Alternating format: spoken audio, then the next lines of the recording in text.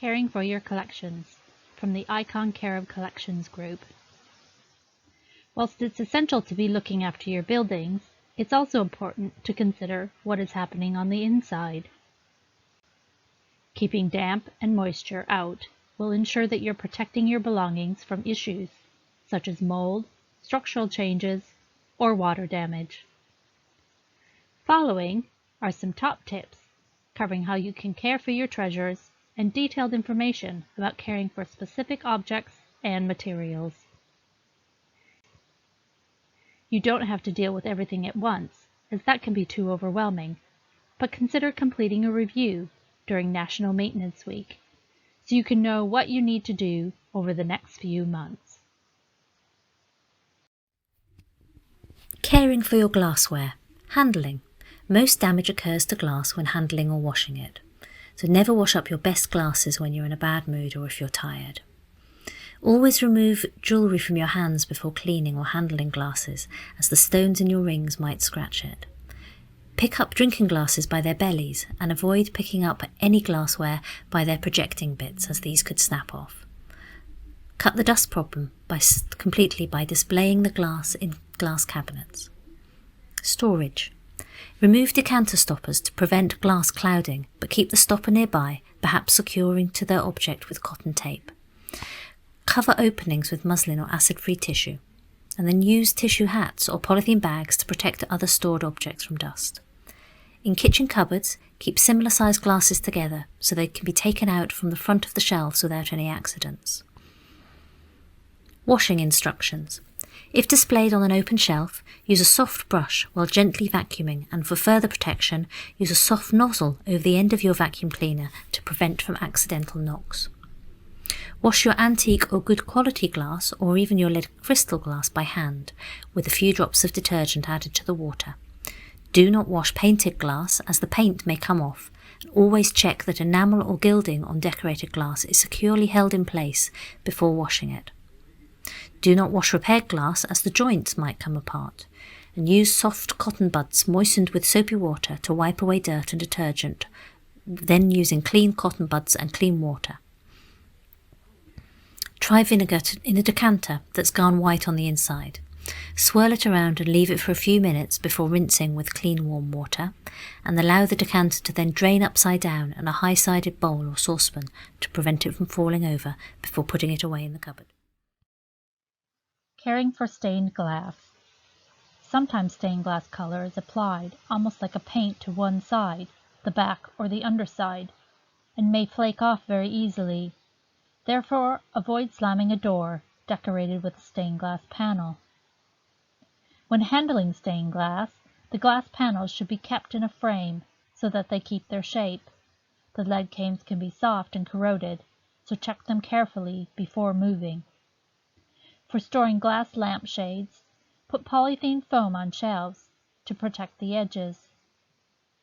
For cleaning, do not use commercial glass cleaner on leaded glass, as the chemicals can damage the lead, putty, and the glass.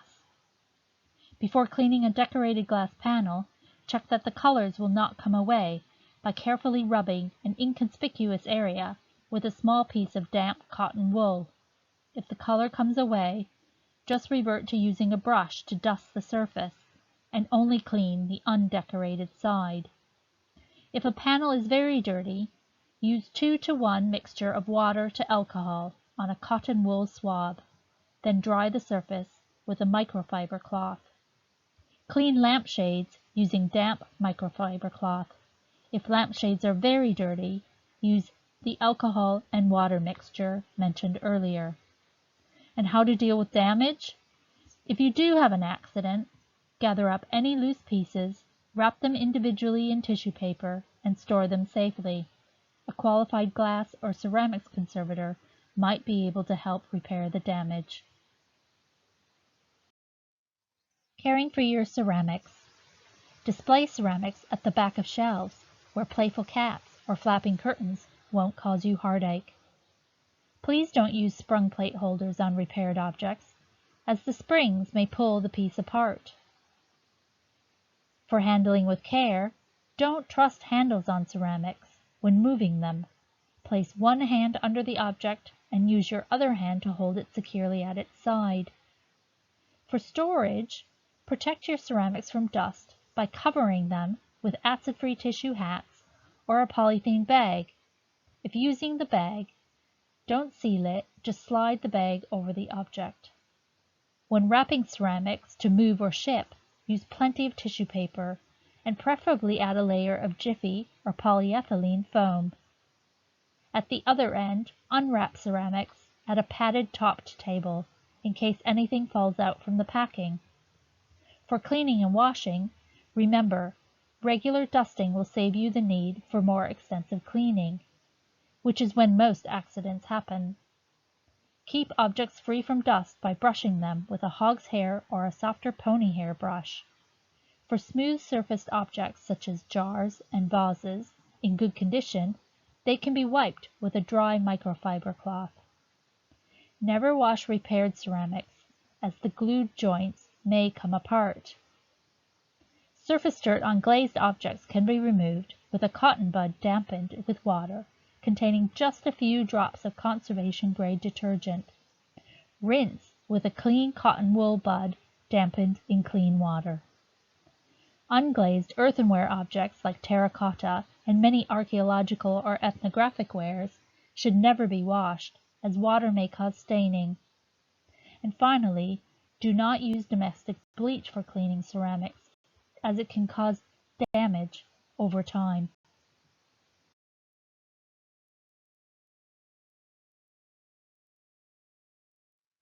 Here are our top 11 tips for caring for your treasures. 1.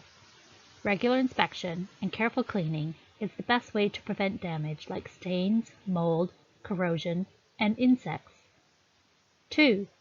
Protect your valuables from light, which can cause fading and fabric weakness. 3.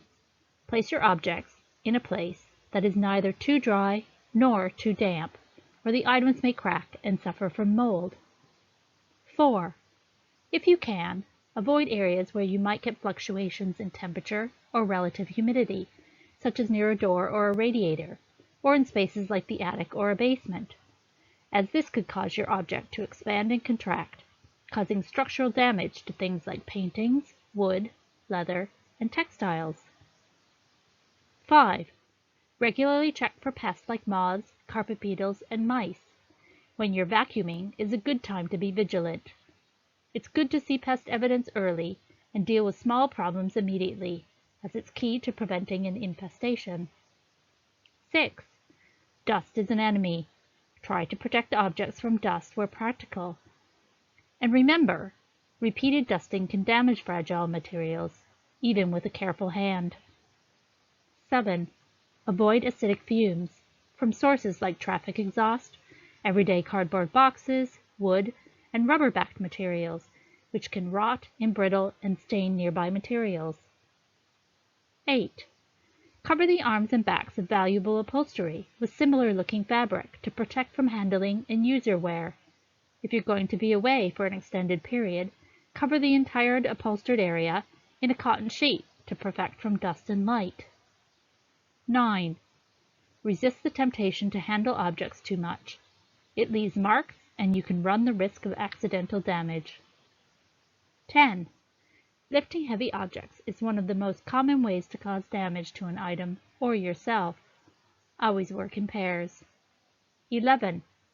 Leave the repair of valuable objects to specialists, as even basic-looking techniques are trickier than they might seem. Remember, safety is first. It's essential to work in a well-lit, well-ventilated room, particularly when using solvent-based products. Use only minimum amount of chemicals that you need, and use it from a small lidded container. Wear protective gloves and wash your hands when finished.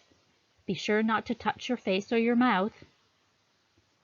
Put used clothes outside to allow any solvent to evaporate before storing or discarding, as they can combust. Store materials in sealed containers, including cloths with wax on them. Keep materials away from heat and light. And remember, don't rush in. Before you start any cleaning work, take a good look at your object very carefully.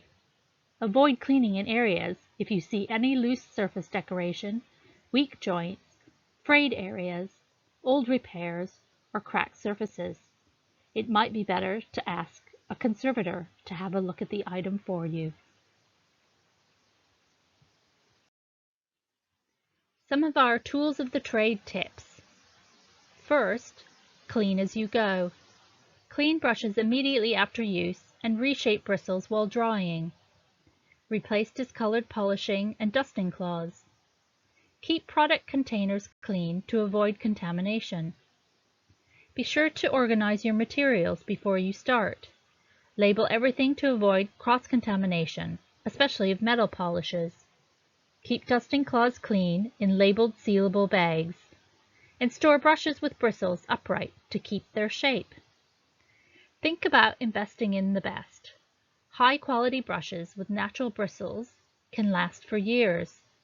And while natural bristle brushes are more expensive, they can be more efficient, and so might be worth the investment. Take care with chemicals. Some of the substances you might use when caring for your objects are potentially hazardous. And please exercise great care. Keep all of your materials secure and safely out of reach of children and animals. And a few common materials that we use include abrasive paste for cleaning some hard surfaces. Choose paste without ammonia and with the finest evenly graded abrasive, for example, Prelim or Solvol Autosol that you can buy from motor accessory stores. Use acid-free or archival quality tissue paper, card, and boxes, from which you can buy from department stores or art supply shops. When using alcohol, such as isopropanol or propantuol, it's very effective at removing some types of dirt. Methylated spirit is not recommended, and you can buy these products from pharmacies. Now brushes. A pony or a goat hair brush will remove dust from delicate surfaces such as silver, gilding, and lacquer. Hog's hair is better for more robust surfaces like ceramics, carved wood, and copper alloy. Chemical sponges are used dry, and this picks up and absorbs or removes dirt by rubbing. You can buy these products from jewelry or silverware stores. Corrosion-inhibiting bags or rolls will protect polished copper and silver from tarnishing. Cotton cloth is used for silver, while Intercept, a treated polythene, is used for a wide range of metals. Cotton buds of wool can be useful. Use any of the commercial varieties, but be sure that they are 100% cotton. Cotton or linen tape is especially good for tying up books. Unbleached and undyed tape is used to secure objects, and you can buy this from haberdashery departments. And finally, detergent.